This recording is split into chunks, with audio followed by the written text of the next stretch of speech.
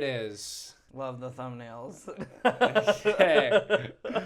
Well, we haven't made a podcast for Supergirl, and that's on me. I haven't watched the movie yet, but I will be rectified today. I will be seeing it today. I know there was a lot of talk about that, but obviously now time has passed because a recent movie came out.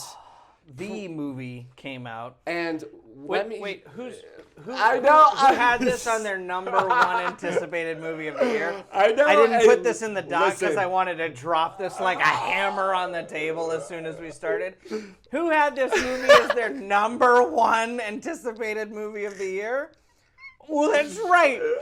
I did. So as we're talking about all of these things for the entire rest of the podcast, I just want you to keep in mind that all of this is just a payoff for when I put this as my number one movie anticipated for the year. A little bit of a narcissistic take there, but it was a little bit of a narcissistic but no, that's on me. I gotta be better. I was gonna give you credit as soon as you started, but instead you were like, no, it's gotta be me that has to say it.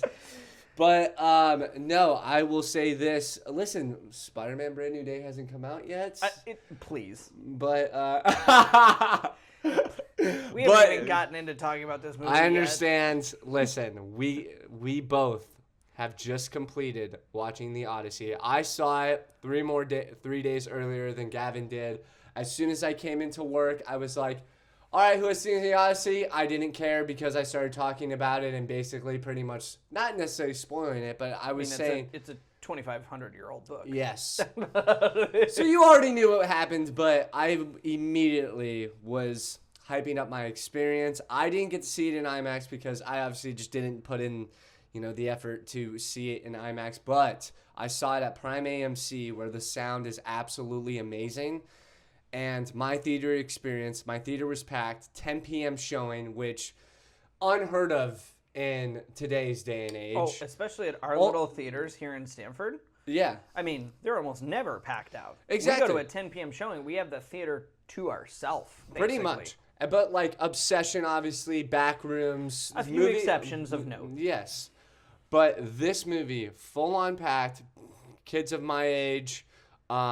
adults, variety of ages, but it was an unbelievable experience. I love that a 25-year-old. Yeah, I know. Say kids my age and then adults. It's actually really great. No, I mean I think it's very endearing. Kids my age, 25-year-old adults. I'm scared of aging. But I have gray in my beard, much like Odysseus. Yes, I did shave mine. I know, I'm disappointed. But how will you have Odysseus's beard if you keep shaving it? Dude, I can't grow a beard. But the experience itself, and immediately when the movie finished, everybody gave a round of applause. One guy stood up, and then I left, and I just was like, that is one of the best movie experiences I've had since Interstellar. Since I sat in the theater and watched Interstellar with my brother, and he definitely helped me explain that movie. And then even the second showing in theater when I watched that movie when I was a kid, an unbelievable experience, to say the least. And we'll get into all the nitty-gritty of it, but it truly was, when it was done, I said, yeah, that's the best movie of the year, and the only thing that I think has contention, take all the Marvel out of it, because you're talking about just... We haven't seen a movie like this where it's no green screens, no CGI, a true epic of a movie since, obviously the early 2000s, some movies in the 90s.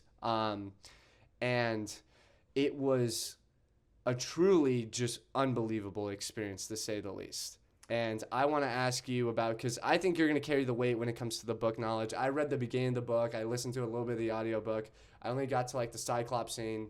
I remembered certain things about the book and the story, but I want to hear about your experience because you got the chance to see it in IMAX. My experience was great even without IMAX. So how was your experience? IMAX was unbelievable. I got there a half an hour early because I had initially planned on going to see a triple feature that day. a migraine kept me to only a double feature. I knew you weren't gonna make it. Dude, so I got back from church and literally I was like, okay, I'm exhausted, so I'm just gonna lay down and take a little nap, and woke up from the nap with a head-splitting migraine, and I was like, we're not doing this on Odyssey Day. Yeah. Okay, we're not. So did everything I need to do to try and dispel the migraine. Didn't make it for movie one. Everything was still kicking in, and I was like, whatever. Gonna go see Moana and gonna go see the Odyssey. Yeah. And at the very worst, I'm just gonna go see the Odyssey. Thankfully, everything kicked in for Moana. Great experience. We'll talk about that eventually down the road. Loved the movie adaptation. They did a great job. Not important for now. Movie let out half an hour before the Odyssey, and I went, maybe I'll just go sit down in the theater a little bit ahead of time. Couldn't possibly be a bad idea. And it wasn't. When I walked in, there were 5 people sitting in the theater. And I went, yikes, that seems low. For IMAX Odyssey, I mean, it's been out for 3 or 4 days, but still, and it's 10 p.m., but still. I sat down within 10 minutes. The entire first 5 rows of IMAX had completely filled up. As the trailers were going, every other seat had filled up. And then as the last trailer was going, we had a group of 20 college students pile into the theater and fill in every other blank seat at random that was left. They had shown up at the last minute to try and get IMAX seats and literally came as a group, but couldn't find seats together, so they literally just pickpocketed every single random seat left in the IMAX theater. Jeez. The house was packed. The IMAX screen was unbelievable. The sound was so visceral and engaging, to the point where my watch is set to warn me of any sound over 90 decibels.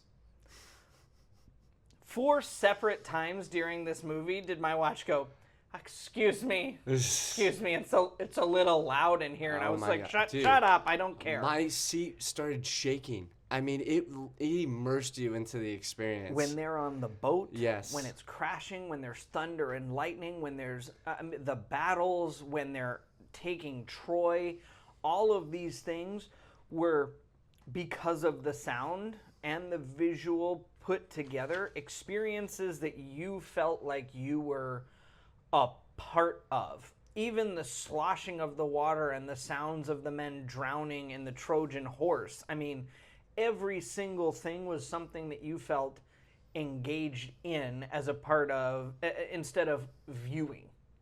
Yeah. It was an unbelievable experience. And I was worried because, you know, we've talked about it before with young adults coming to movies and talking or being on their phones or... No. And I had a couple of frat bros sit down next to me with a line of beers. And I went, please don't. We're not going to do this. I want to enjoy this experience. And they were chatting and loud.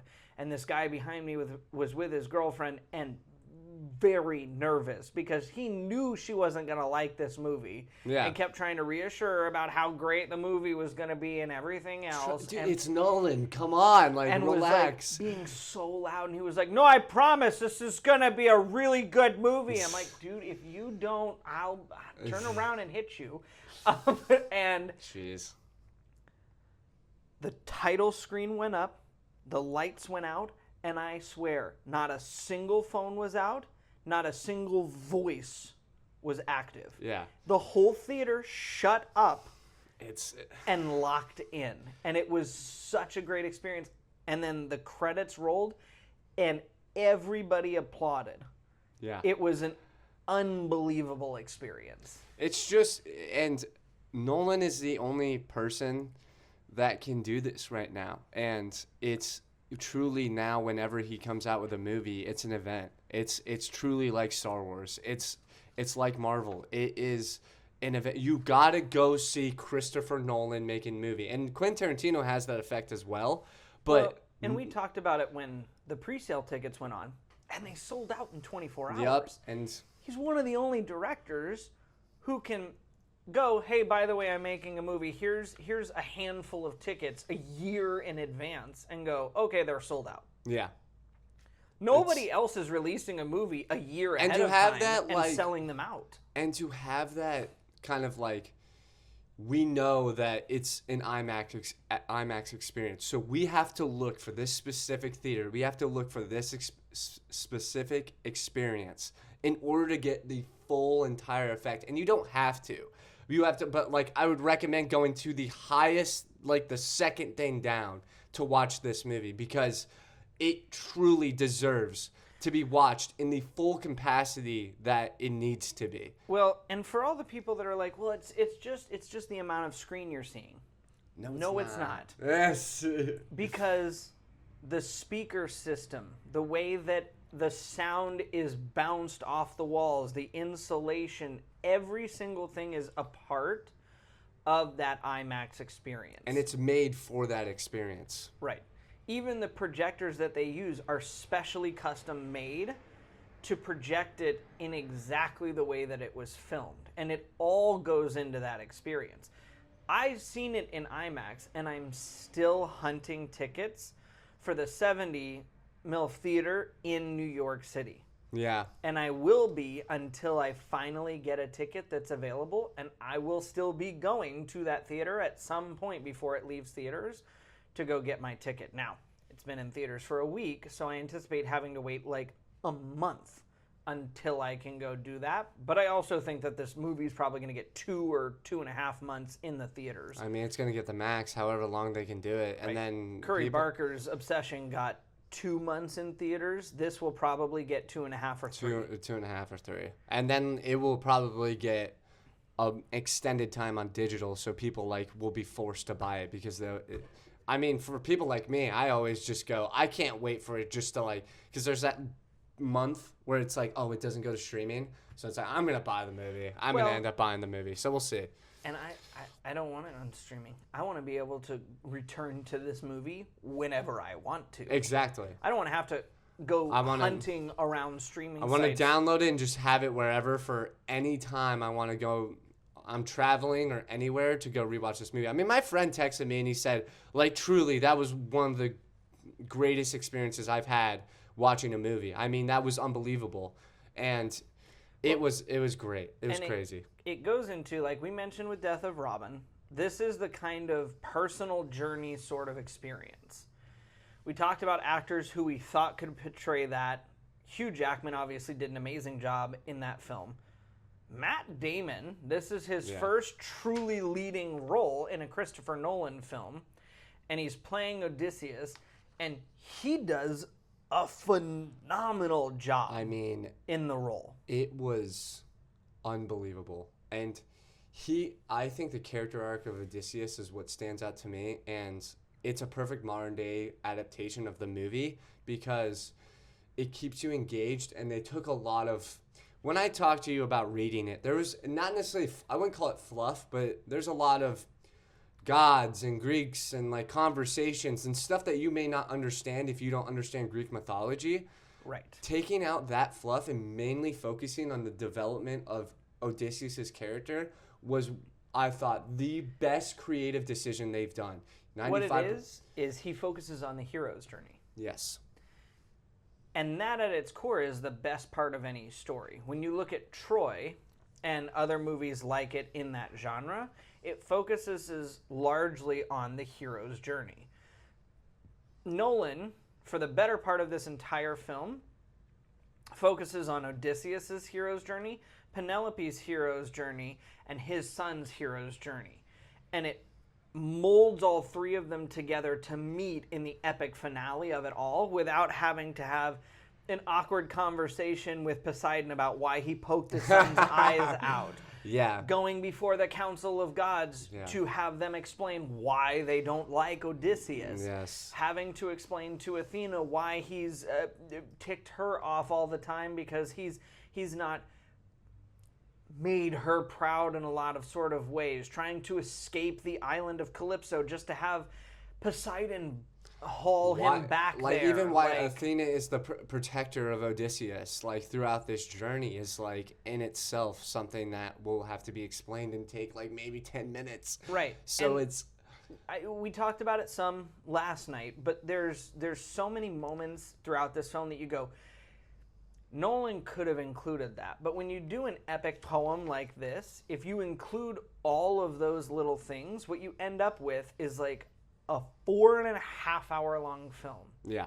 And Nolan's been good about taking long films. Like Oppenheimer was like 3 hours and 10 minutes or something like that. Like it's a crazy long film. Yeah.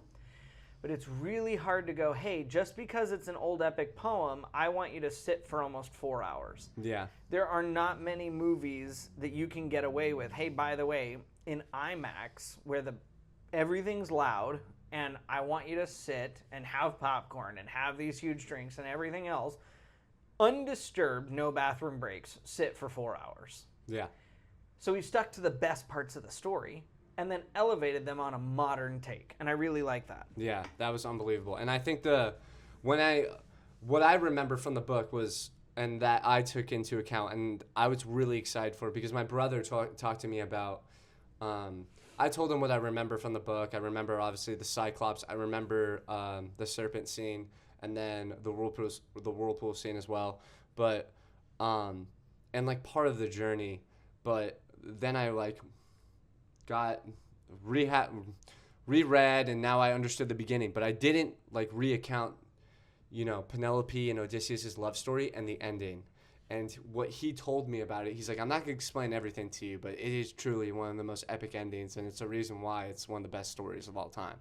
And I was super excited for the ending and Penelope's love story, and I thought they captured that perfectly. And I just have to shout out Anne Hathaway's performance.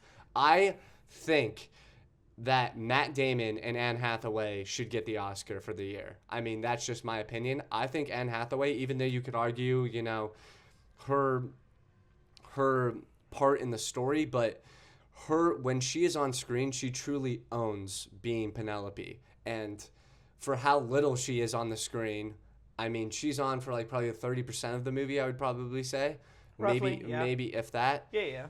But her scene with Telemanus, Tom Holland, and how she is describing of how she has waited and, waited for 20 years for Odysseus to return, and what she's had to deal with, and how it's almost like basically just dreading her, like, and what it has done to her, was one of the best scenes of the movie, I thought, from an acting standpoint. It was amazing. It for sure is. And the twist, the modern twist that Nolan allowed Anne Hathaway to work with, which she's talked about in interviews, is Penelope in the old poem is a much more constricted character, in the sense that queens back in that day have a role to play. Yeah.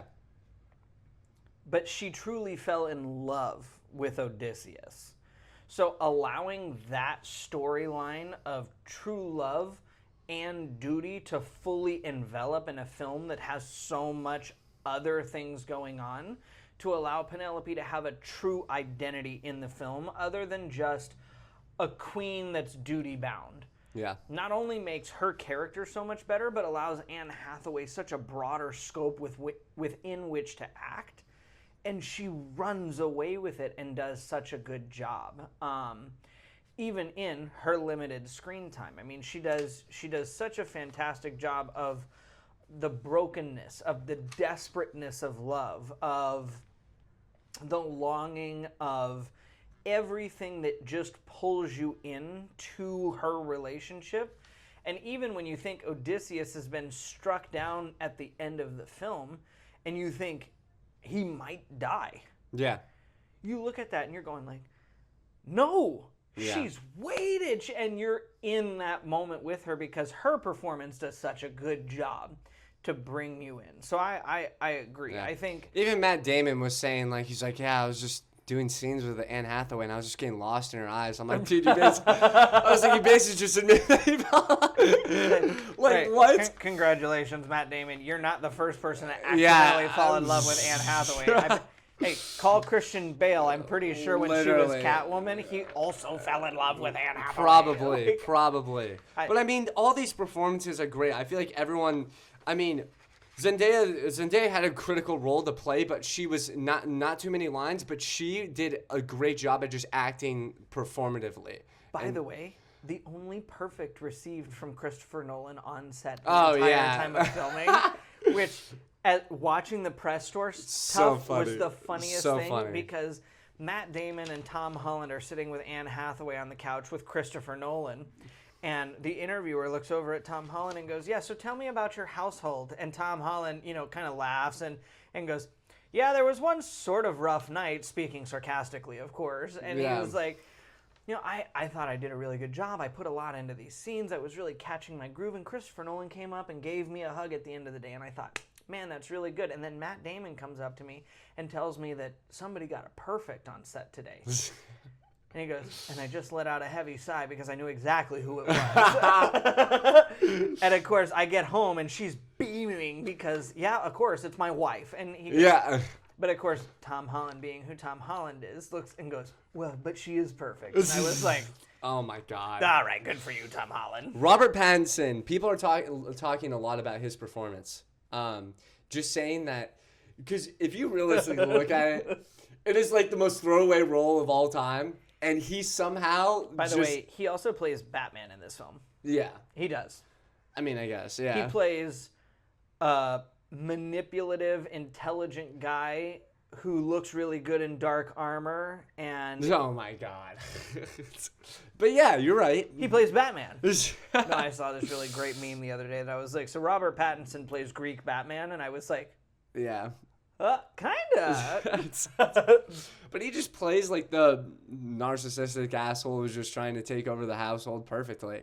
And Batman. Trying to, yes. Sorry, go on. But there's like the cringy, there's like the funny moments where at the end, obviously, he's like, just grab the steering, grab the shield. Oh my gosh. Things like that. That was probably the most cringiest part of the film. I mean, everybody's talking about that, but... It was, but it also fits his character so well because for all the times that he's plotted against Telemachus and Odysseus and the family and trying to gain this power and everything else, he himself never takes the action. Exactly. He is never the one to step up. So as weapons are falling from the ceiling and people are dying and the battle's raging on in this room, he's hiding behind a pillar. Yeah. Go get the stuff. Get out here and get it yourself, you moron. I just find it funny that I've seen Robert Pattinson in like 5 movies in the span of like 6 months, and this man, I always just can never like typecast him. I'm just always... It's always a new character, and he immerses himself in it. The chameleon. Yeah. Because even in Dune Part 3, I've intentionally not watched a lot of the trailers because I don't want to know, because I've not finished the book yet, and I'm finishing the book before I watch the movies. But Respect. I caught a glimpse of his character because they're playing the Dune trailer before movies now. Bleached hair. It's crazy. It's insane. He looks like one of the things from Mad Max. It's and I was like, what is going on with you? Is that Pattinson? Yeah. Like, he's a chameleon. He literally folds into whatever role and then just envelops himself in it. And I think his relationship with Odysseus, the character that he plays, what's his name? But either way, his relationship with Odysseus, I thought was such a strong point of the film because the flashbacks that they did. Oh, yes, from when he was a kid. When he was a kid. To just learn under Odysseus and hunting and all that stuff with the bow and doing little things with the bow that end up being epic at the end. Of having his horse boy go to war with him in Troy to be able to stay back and try and take over the land. And this movie does something that is not going to be talked about enough in the sense of every little storyline that you don't think is super important comes to fruition. Yeah. We talk about this a lot in movies that are on this kind of scope, where you have lots of characters, lots of little threads to follow, and oftentimes many of them get a little untethered by the end of the movie. Even the dog, which is one of my biggest complaints, because how dare you throw a puppy off the side of the cliff? But the dog that he kept is such a small scene. It takes 30 seconds. It's, hey, how did my father choose this dog? The scene takes 90 seconds in totality of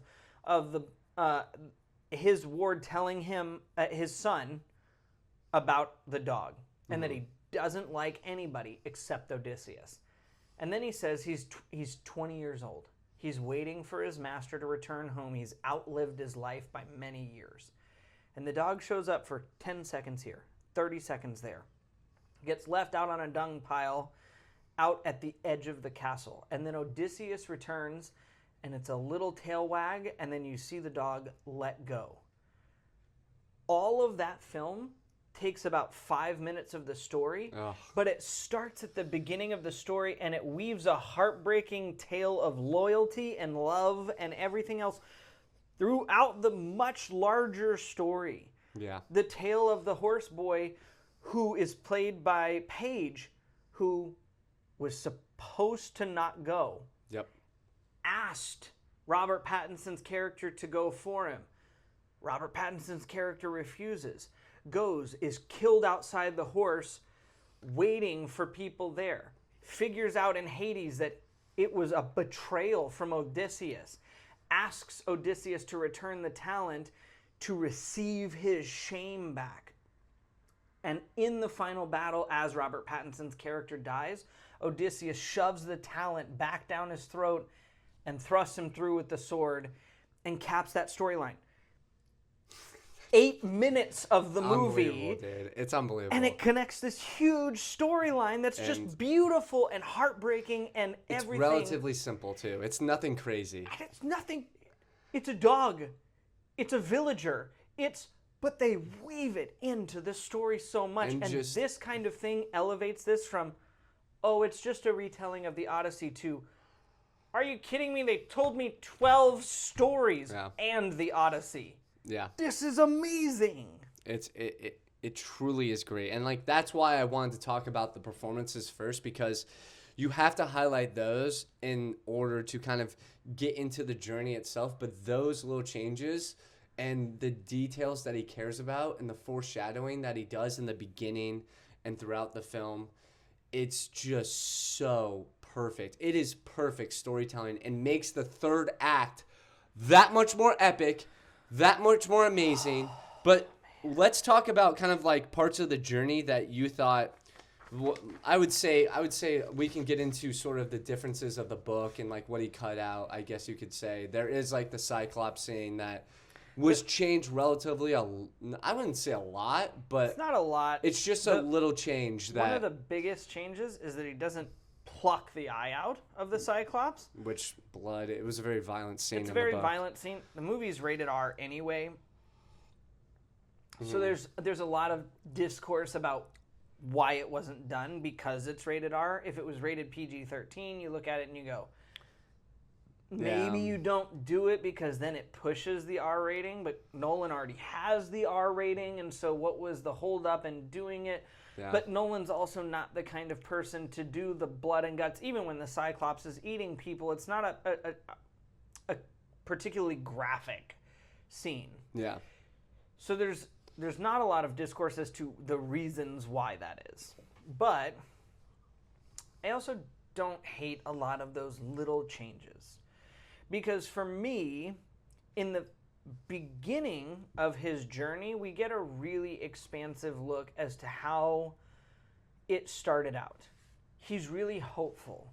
He's really trying to do what's best for his men. They've been in this war with Troy for a number of years now. A number of years. Like 10 he plus served years. under Agamemnon. Probably longer, I don't know. He just wants to go home, but he doesn't want to serve under Agamemnon anymore because he's tired of the hate and the war and the violence and everything else. So he leads them a little off the beaten path. Yep. And then with every single bit of engaged violence, loss of men and everything else, we get a little less time with it. And I like the imagery that represents of Odysseus trying to just recognize the mistake and escape from it as quickly as possible. Yes. because that's all he was trying to do in Troy was get out from the violence, get out from what was going on there after they broke Zeus's law. Mm-hmm. And so all of it feels kind of like a rush to the finish line to just return home while also trying to escape his guilt all along the way. And I think that's the biggest thing for me that he did a great job with, was while he was on this journey of, and we talked about in the beginning, just taking us on Odysseus' journey and focusing on the character development of him. And by the end of it, when we get through the sirens, for example, and we get through all of this journey, and then obviously the Zeus finally comes down and crashes his boat. But when we go through the Cyclops, and you could say, I guess, like, because Odysseus is a witty character. He's one, I think that's what is depicted great in the book, is his wits, how smart he is, how cunning he is. But I think focusing more on the character development and his internal battle with Troy was way better because it has the emotional weight that people understand. Right. And it's the concept of an ideal that we still understand today. Mm-hmm. You can't treat your neighbors poorly. You can't go out and expect treatment of people to be poor and then expect the world to react in a positive way.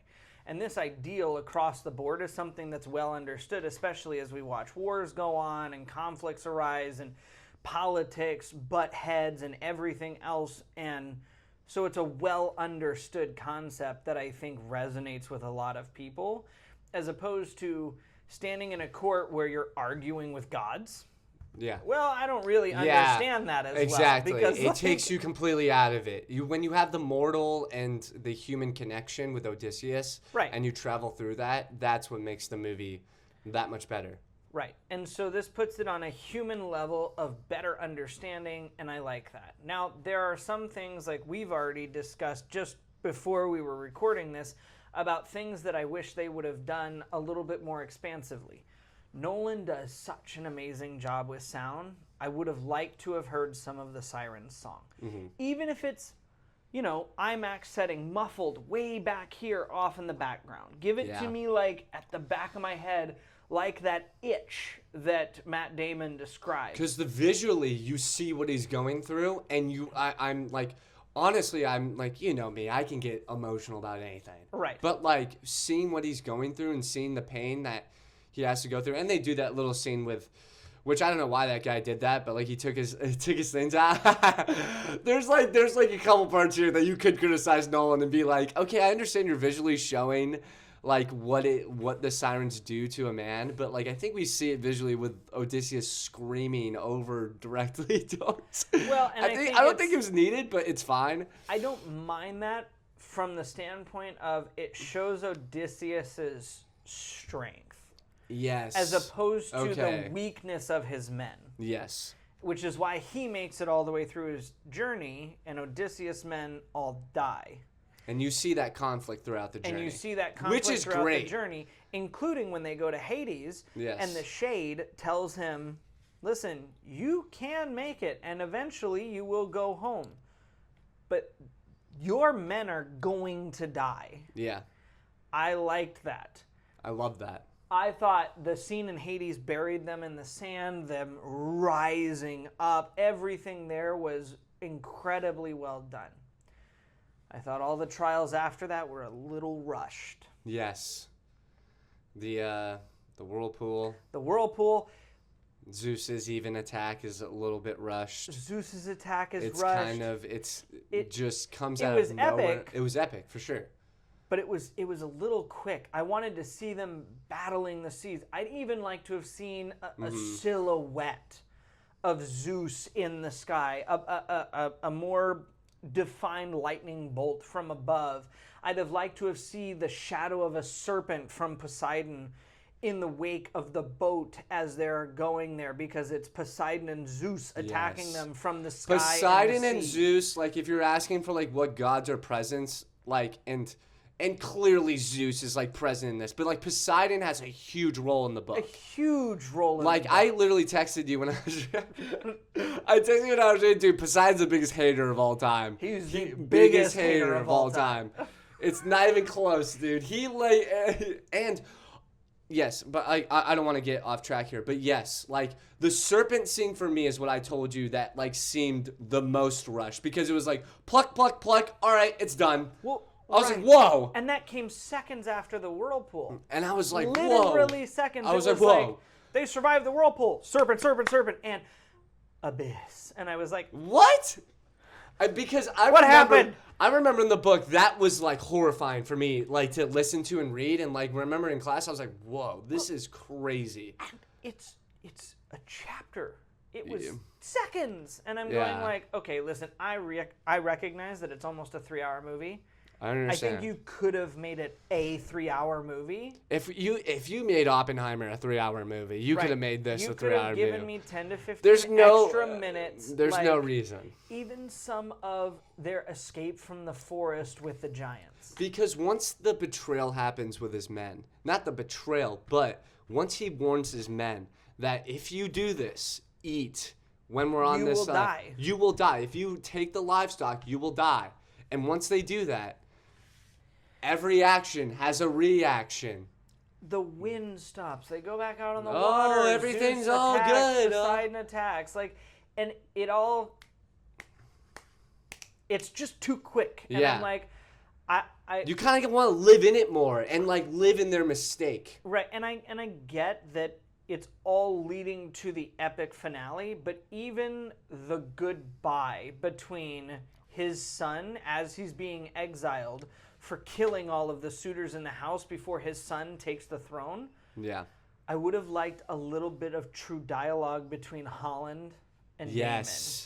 That's the one thing at the end of the film that I was like, I want that moment. Mm-hmm. Even between Penelope and her son.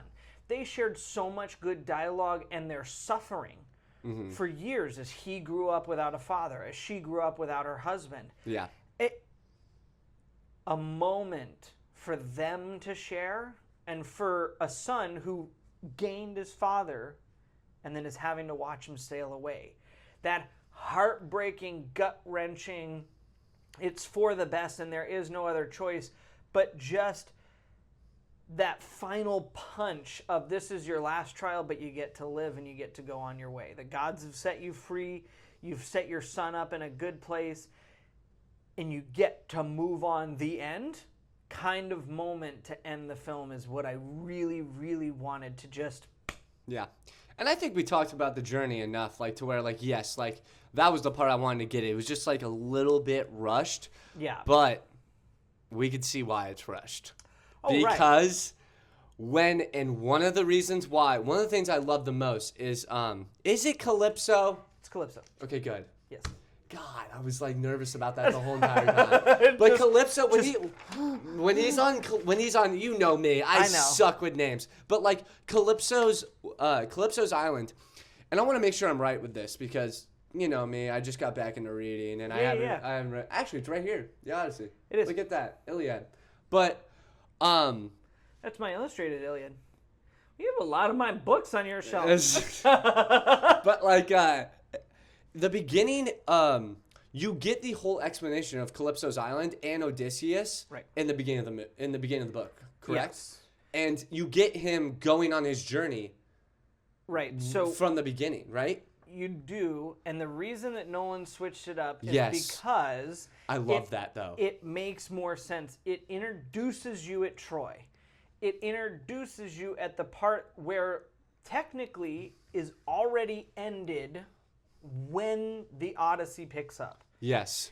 He includes Troy not because you have to, because it's not a part of the book. Mm-hmm. It's a misnomer that everybody who's not read the book is looking at and going like, well, you had to do Troy. No, actually, he could have ignored Troy altogether and not done it. Yeah. It was a great creative decision by him to include it, and I love that he did. I'm sorry.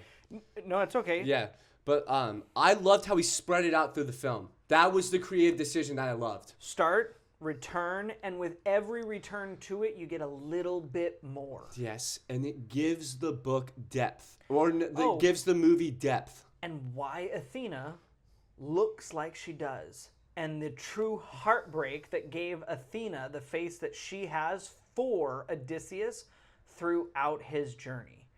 Because of the young woman that was murdered and beheaded in front of him while they overtook Troy.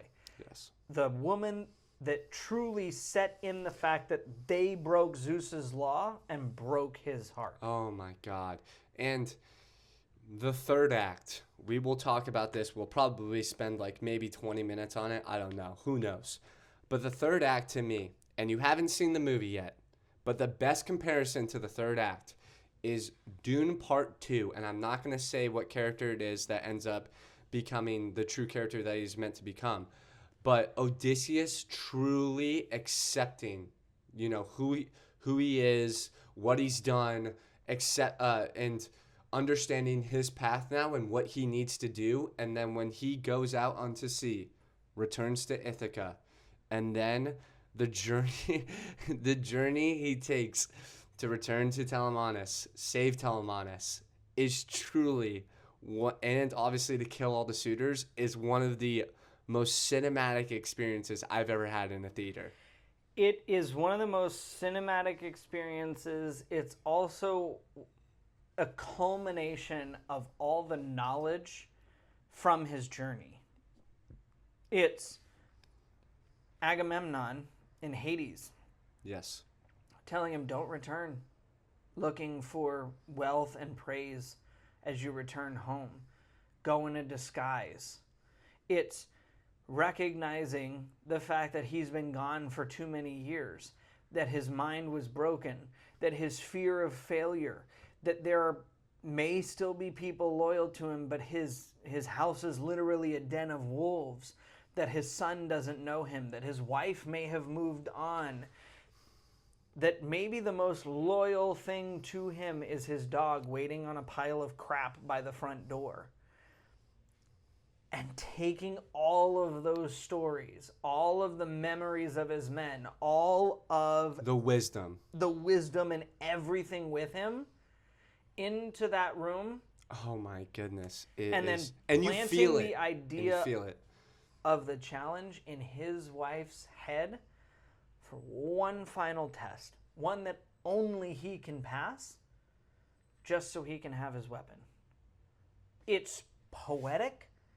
It's incredible, and it's all masterfully done. And even the moment where he strings the bow and lets it loose, and you get that harmonic sound, and the blind guy perks up and goes, Odysseus, is just every moment throughout it is so well executed, so well done. The fight scene is one of the best. Penelope's recognition of her husband, even his son's recognition of who he is as he sees the dog greeting his father outside the gates and recognizing, oh, the guy I've been walking with for a day and a half, who saved me in the temple from the would-be assassins, who's been with me for the last day and a half. Oh, that's my father.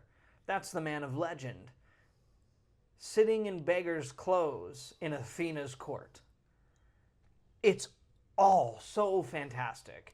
From the score to the acting to the build-up to every little detail that we talk about with movies. And we talk about keeping it simple. And the foreshadowing that we get with Robert Pattinson's character. The moment in Hades with the villager, with Paige's character. Everything that is built up in this story, that from his journey, from the beginning of the book, from what we've seen in the past, was all paid off in the end. And not only that, the writing is some of the best I have seen. The conversation with Penelope before Penelope knows it is Odysseus, of him talking to Athena and to Penelope at the same time, is truly amazing. And it made me emotional, and it talks about Zeus's law, obviously. Even the look between him and his servant. as she recognizes the scar on his ankle, which, by the way, is just another little storyline they weave throughout the entire movie. He just goes, it's every character moment and every performance in that third act. And one thing I want to highlight, because I know he was going to get flack. I knew when I was watching the performance, but Telemanis is a weak character. Like, from out, he's the child that never grew up with a father.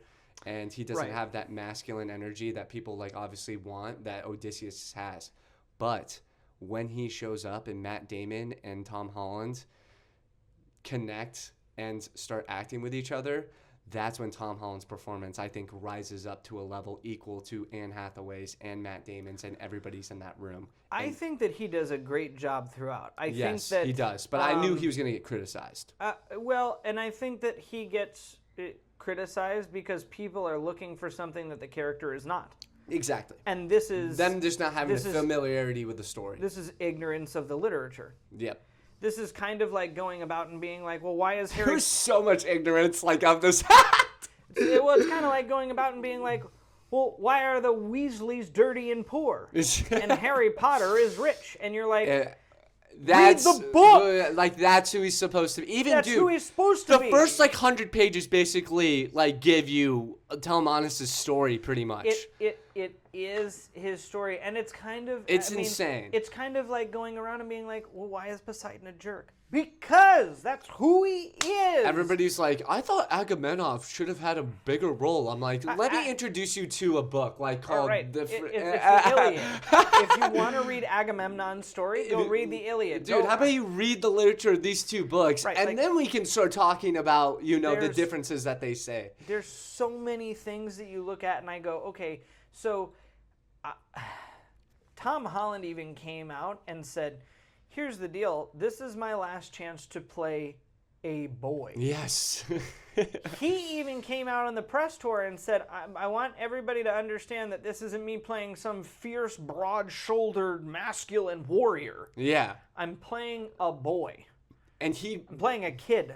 I'm playing the weak, rundown version, fatherless kid of a dying kingdom in Ithaca. You even see it in his training. They portray it immediately with his... He didn't get jacked up for this movie. They didn't Hulk him out. Okay, I'm sorry, but that was never his role in this movie.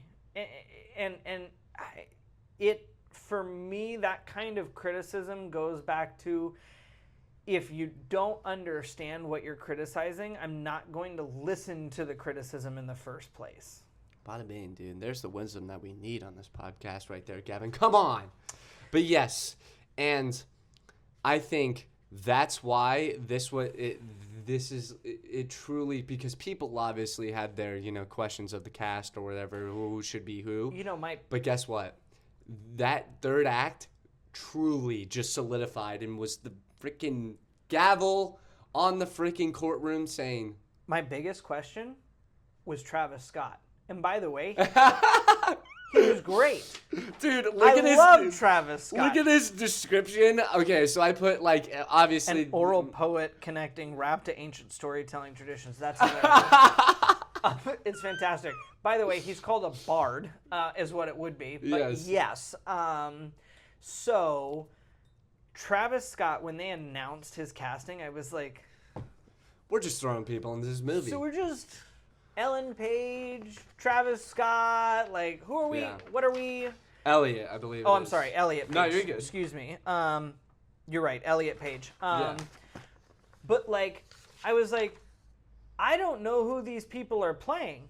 Because initially when you think about it, I'm going okay, so I can assign this person and this person and this person. And the criticism was just freaking ridiculous, and I'm sorry, dude. but it we was came so out and they were like, oh, Travis Scott's in there, he's going to be awful.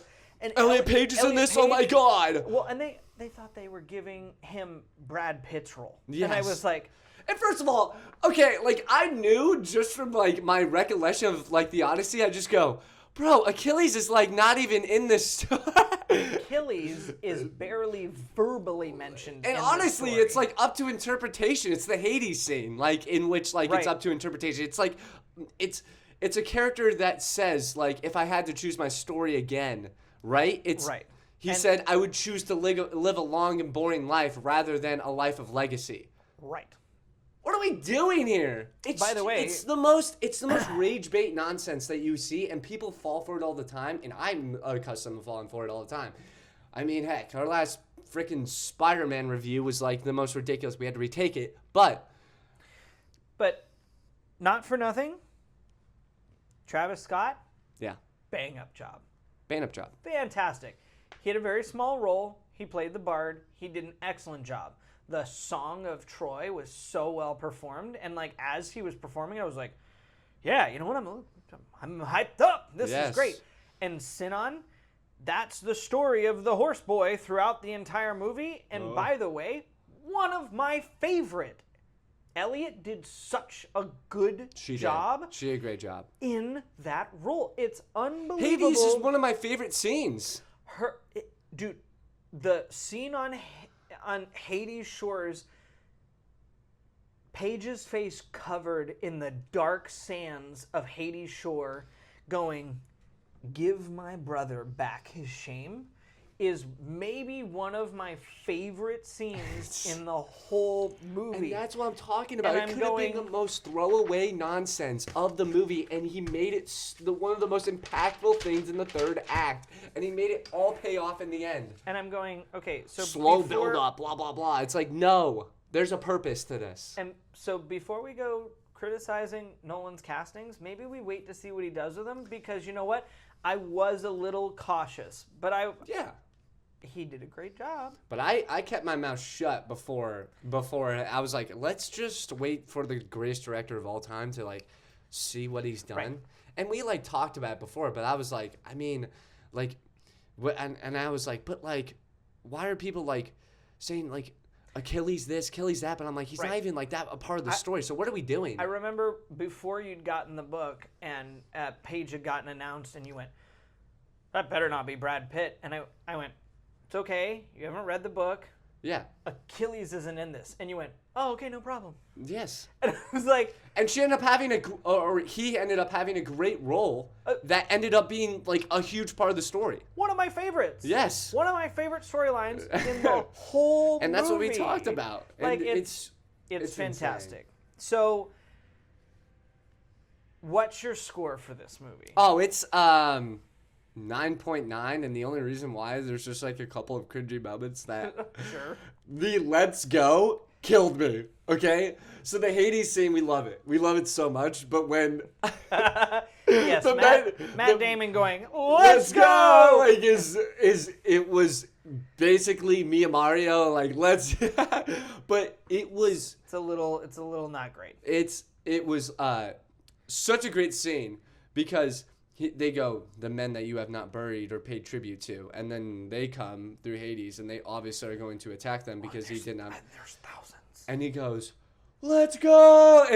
I started laughing so hard in the theater. I was just like, "Oh my god!" That was like, he could have been at least like I don't know. It could have just been executed in like a less taken a second I loved or it though. third take. It didn't mind me, but Robert Pattinson being like, grab the shield, like, was a little bit like, okay, like, kind of like, was, but that's his character.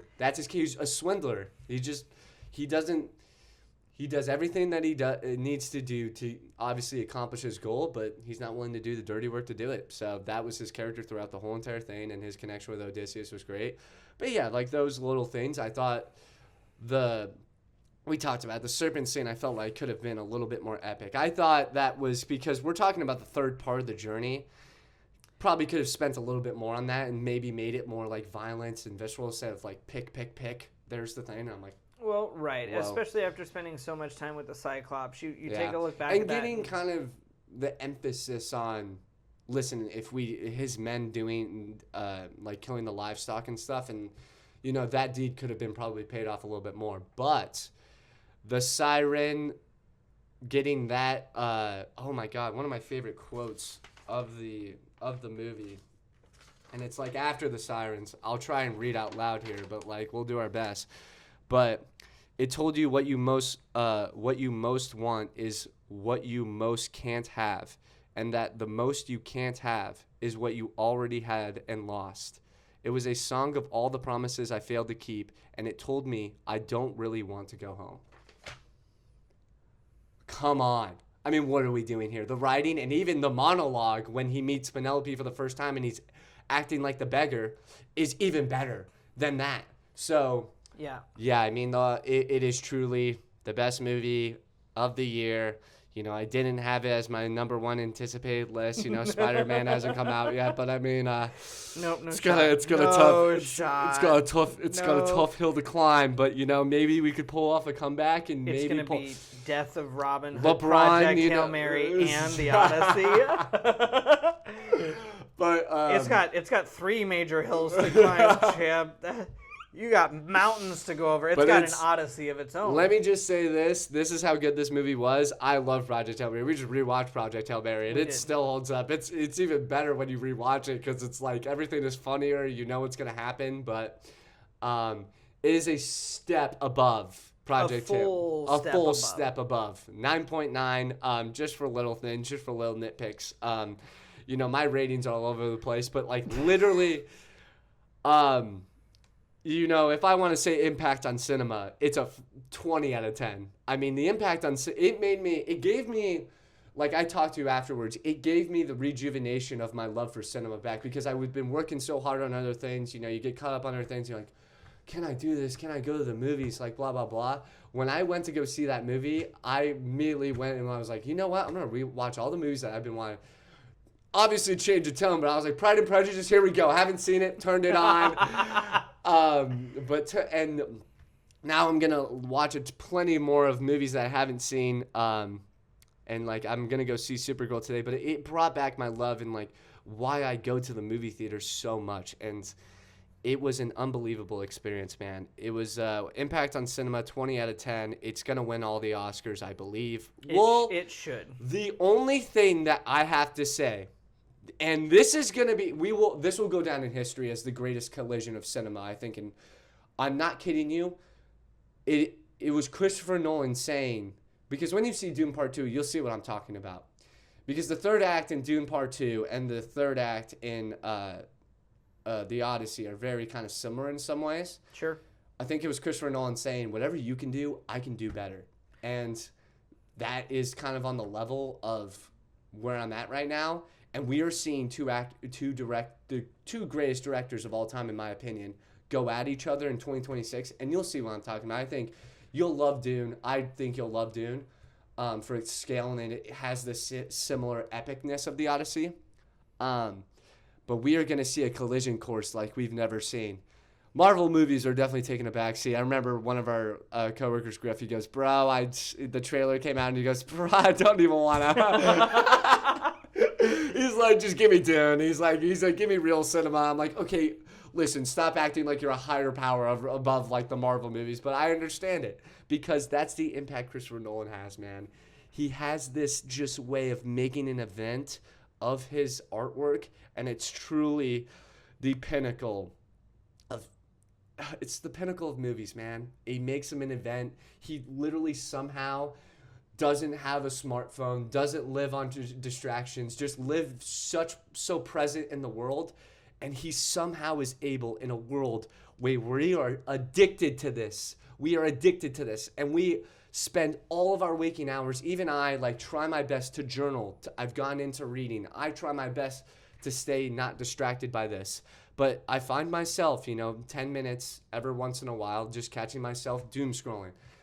To have him capture a modern day audience in which you talked about, frat bros, a whole plethora of college students, young adults, of people, Gen middle-aged olds, Gen Z, millennials, teenagers. I mean, everything. The audience is filled with everybody. And for everyone to have the attention span for 3 hours. It's impressive. It's a feat like no other that needs to be talked about. And Denis Villeneuve has that same impact. But for Christopher Nolan to get into the running now, it's crazy.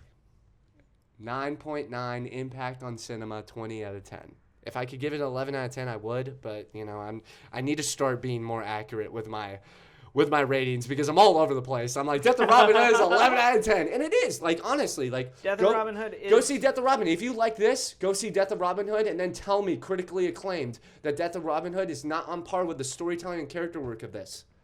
That's it. That's all I'll say. All right. That was a long rant. 9.8. Yeah. I truly loved this movie. The mythological epic poem part of me wanted a couple of more shots of Poseidon, of Zeus, of a couple of characters like that, even if they're not in the epicness that they were in the poem. Yeah. I also wanted a little more time in every situation that followed the prophecy in Hades. Yes. There's also a couple of the cringy moments that you talked about that I didn't totally love, and I wanted a finale dialogue between the family members. Yeah. That would have really wrapped things up for me well. But all in all, it started the year at number 1, and I'm dead certain. I'm just happy I got that short. You know, I've been sucking at getting clips out, and I will start. Needed a break here for a little bit, but I will start clipping our stuff. But man, that clip is gonna live on forever, and I'm just proud of that because that is the funniest clip. And I will just take that as a memory. It will probably not get 10,000 views, whatever, but like that is a memory between us that will live on in infamy. Yeah. The Odyssey is the greatest movie of all time. So what's your number 1? Spider-Man Brand New Day. Yeah. Still after seeing it. You do what you need. I'm very certain that the Odyssey is going to finish this year at 1. Yeah, it's done. Unless Dune can come out of. Listen, Dune is the only thing. I have good expectations for Dune, and like I love Death of Robin Hood. Oh, we both did. But it's not. But it's not the Odyssey. It's not the Odyssey. And I'm sorry, but like, if Death of Robin Hood can't touch the Odyssey, because I'm going to put it a full half step below the Odyssey, at least a full half step below, maybe 3/4 of a step below the Odyssey. Yeah. And it's a great movie. Better than anything else we've seen so far this year. Yeah. A quarter step above Project Hail Mary, and Project Hail Mary is another step That's above just basically most of everything like, we've seen this year. I don't mind if you Death of Robin Hood and like if you flip like Project Hail Mary means a lot to me because it was like my first. For me this year so far, it's Odyssey, Death of Robin Hood, Project Hail Mary. And whatever order you have those in, I mean, but you have to keep Odyssey number 1. Right. Odyssey's 1, Robin Hood's 2, Hail Mary is 3. And if you want to argue with us about Death of Robin Hood, go watch the movie, buddy. Hey, we'll fight. Watch it first, and then we can talk about it. Yeah, literally. But I think Dune has a chance to contend with Hail Mary. I don't know if it has a chance to contend with Death of Robin Hood because I haven't seen the other 2 yet. That's something I'll have to form my opinion on before we get there. Yeah. But I don't know for me because of the epic scale, the strings of stories, because Christopher Nolan, because of the sound, because of everything. I look at the Odyssey, and it's one of those movies that I look at and I go, I don't know if there's anything left this year that I truly look at and go, is there anything better? Yeah. It might do it almost is as good as it. Yeah. And I think that at the Oscars, it can compete for something because there's going to be way more visual effects in Dune. Yeah. Than the Odyssey. I was telling you, like, the only thing that I think they will lose is visual effects. Right, because there are none. Exactly. So, that's fine. But if we're talking about real cinematography and real... Best Picture, cinematography. Best Picture. Leading actor, supporting actress. These things all... You know what? Supporting actor could go to Dune because they've got a much bigger cast that could play more significant roles in that story. And he's going to change a lot from the book. I heard the Messiah's kind of like all over the place. Yeah, because the book's really weird. Yeah, so he's... but, like, that's the thing. Like, you're looking at... That's what I'm talking about. You're looking at the two of the collisions of the most creative and... Which, by the way... plays into the success because this is This is the director going, I'm going to make changes like Nolan made changes. Which is... So these are the things that you go, okay, Nolan made changes, and most of them we really like, but there's a couple of nitpicks. Now we'll have to see if Denis Villeneuve makes changes that we mostly like, and there's a few nitpicks, or if it's, I don't really like them, but you did a few that I'm okay with. Yeah. And that'll be the big conversation at that time of year. But it'll be exciting, and yeah, I'm like, it was truly an amazing experience. And I'll leave it on this, okay? Like, I think we do have, ranking our, like, top Nolan films. I'll say this. I'll give my hot take, okay? And people can disagree with this. This is strictly for, like, Bateman and clipping this off. I mean, I understand why people love Oppenheimer. They think it's a great movie. I knew you were going to smack talk Oppenheimer. I'm not going to smack talk it because it truly is one of the best movies of the 21st century. But if we're arguing about, and the only thing you can argue really about Christopher Nolan is his filmography, okay? That rewatchability of our Oppenheimer is at an all-time low compared to the top of the top movies that he has made. Interstellar, Inception, all three of the Batman movies, Dunkirk, The Prestige, The Odyssey, Memento, even Tenet. Wait, don't say even Tenet. I understand. I get it. But and Tenet has a lot of good rewatchability because you want to understand the story. But I'm not putting it above, like, I'm obviously putting it above Tenet, and it might crack my top 5. But to put it at number 1, guaranteed number 1, it is better than Interstellar and Inception. I will have the argument all day with anybody that the Oppenheimer is not better than the 3 Batman movies. It's not better than Inception, and it's not better than Interstellar, and it's not better than The Odyssey. Even The Prestige. Definitely not better than The Odyssey. 100%. I think it's a little early. I've only seen it once. Yeah. It just came out. True. My early indication is to look at The Odyssey and say, despite the fact that he's not retiring, The Odyssey might be his best film ever. Yeah. Maybe. We'll see. Top 5 in no particular order, because I'll give my top 5 after you give your top 5. It's order fluctuates based on on time of year, what sort of mood I'm in. The Odyssey's obviously in the top 5. Interstellar also lives there fairly permanently. Bar none. Inception. Yes. Tenet and The Dark Knight. And The Dark, yeah. Oppenheimer comes in. Tenet is the only one. I feel like there's always one movie that people like really have a connection to that like ends up making the top 5. And I really liked that. And it was Pattinson's first jump in there. And there were also a lot of other actors that haven't been in Nolan films before that got to make their debuts in that film. And I think it's gone really underappreciated because it reminded me a lot of Memento's style of film. Yep. But with more of a modern lens and more of a, I don't want to say sci-fi because sci-fi is not right, but more of a strong fiction storytelling. It is sci-fi, though. It is sci-fi. I mean, time travel, those sorts of... The concept of time. We'll say sci-fi. I think this concept of time is... That's fine. He loves that. Sci-fi.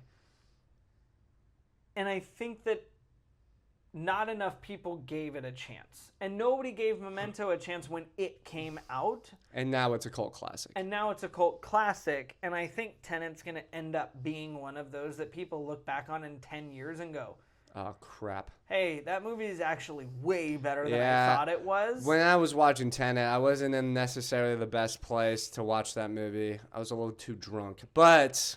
We'll rewatch it. I'll rewatch it. But, like, I'm saying this, okay? In terms of creativity of Nolan and, like, a true... Like, not necessarily a true Nolan film. I just think, like, Oppenheimer was his necessarily... Picasso to get an Oscar. Finally, this man got an Oscar. Killing Murphy's performance is unbelievable. It is unbelievable. And the story and in which he captures the struggle of the intelligence of Oppenheimer is amazing. I'm not going to like disagree with people on how good the movie is. I'm saying comparing it to his filmography, you cannot tell me that it is. No, I understand. I think it should be like way lower on the list of people that they're talking about. But I mean, I get it. I mean, it has a more historical relevance to it, and that's what I think the connection is because, you know, we live throughout history and you know me as the history buff. It's 6 on my list. Yeah. Which I think it's 6. High, I think it's but 6. Like, you know, it's not a rewatchable one for you, but me being the history guy who was like, oh my gosh, a movie about young Washington? Yeah. And my sister and you and everybody else was like, really? Washington? And I'm like, yeah, Washington! Oh, I don't know. I'll go back and watch Oppenheimer because I'm like, history! But yeah, so, I mean, like my top 5, like in no particular order, The Odyssey, Interstellar, Inception are like 3 ones that I think like. I think those and fit Dark Knight. In the top of most people's Dark list. Knight, like that's my top 4 no matter what because I could rewatch those movies anytime, any day. Like the creativity and the concept of those movies are unbelievable. And there's been a lot of talk about, you know, is Interstellar a great movie? Yes, it is. I don't want to hear any talk I don't want to hear any flack about Interstellar. It is the greatest portrayal of relativity and the danger of space of all time. They filmed a black hole scientifically and successfully without a green screen for the first time in cinematic history. It's unbelievable. And it's the most realistic portrayal of a black hole. It's the most realistic portrayal of a black hole in cinematic history. I'm so over these hot takes. Win an Oscar for that alone and actually mildly upsets me because that by itself should have been the thing that people looked around and went, excuse me, visual effects without having to use visual effects. Nolan, let's just carve his name into the thing. Yeah. Like, it's Inception, the dream sequences and the character work and what they have to go through is hiding an the IMAX stakes. Camera in front of the mirrors. People still debate how he did it to this day. Bent cities without visual effects. Dude, you watch the BTS of that, it's unbelievable. The waterfall in which the crash to show the flood of the city. Insanity, okay? And Nolan does the most insane things with films, and when actors arrive on set and go, so this guy doesn't use visual effects, and he goes, no. I'm looking at it going like, you'd have to show me everything you do to prove you don't use visual effects, because watching every single one of his movies, they're so visually stunning. Half the time I'm watching them going, yes, you're lying. And also, I have to say this, for my number 5, I always kind of go back and forth between Dark Knight Rises, and I have to say this, too. I'm sorry, this is getting like a little too long, but whatever, I gotta get it all out, because this is a Nolan pod, basically. The Dark Knight Rises gets way too much flack. I have no idea. I've been seeing a lot of lists where they put it last. I'm like, what are you watching? Bane is one of the best comic book villains of all time. Tom Hardy's performance is unbelievable. The reason why that movie gets criticized is because they don't give the death of Bane enough like tribute. They don't give it enough and they don't spend too much time on it. I also think that for a Batman film, it moves at a Nolan pace. Like Dark Knight and not at a Batman pace. Yeah, and they're like, dude, the character development of Bruce Wayne and Batman in that movie is unbelievable. No disagreement at all, but I think that's the flack with it. Is that that's why people don't like it, is they went, well, it's a Nolan film, not a Batman film. And I'm going like, shut your man. Okay, so like, from a perspective, I get it. Batman Begins was very action forward. The Dark Knight was a lot more mix of action and Nolan. And The Dark Knight Rises was a lot of Nolan with like a third of action, which I think is really great, but it's where he got to put the most of himself into the movie, knowing that it was his last. And I think that's why it should be appreciated, because it is what it would look like if Nolan truly got to put himself in the shoes of the Caped Crusader. Yeah. So I go between The Prestige and Dark Knight Rises for my top 5. I love The Prestige. The Prestige is great, and Christian Bale, do agree with you though that it kind of drags on a little bit. But I the love middle of the movie. The twist is absolutely amazing. Or Dunkirk. Oh, yeah. Dunkirk. Actually, Dunkirk's in my top 5. Like that was one of the greatest cinematic accomplishments of all time. Dunkirk is one that I swap out with Dark Knight all the time. Like Quentin. And it's not because I don't like The Dark Knight. It's because The Dark Knight I view as more of a DC movie, and Dunkirk I view more as a true Nolan movie. Oh. Wait, say that again. I'm so sorry. So I swapped The Dark Knight with Dunkirk out a lot in my top 5. Not because I don't like The Dark Knight in top 5 Nolan movies, but because The Dark Knight for me is a DC film. And so it fits more in the category of... Okay, I like that take. It's a shared entity. That's like my... And so a true Nolan film, my true Nolan films Dunkirk's got to get subbed in. Because Dunkirk... And I love war movies. You're basically saying take the you put that in the superhero category. I put that in the superhero category. If we're talking Nolan, that's my argument with Oppenheimer. Some say it's like, Sure, as a biopic or something like that. As a biopic, yes. That's fine.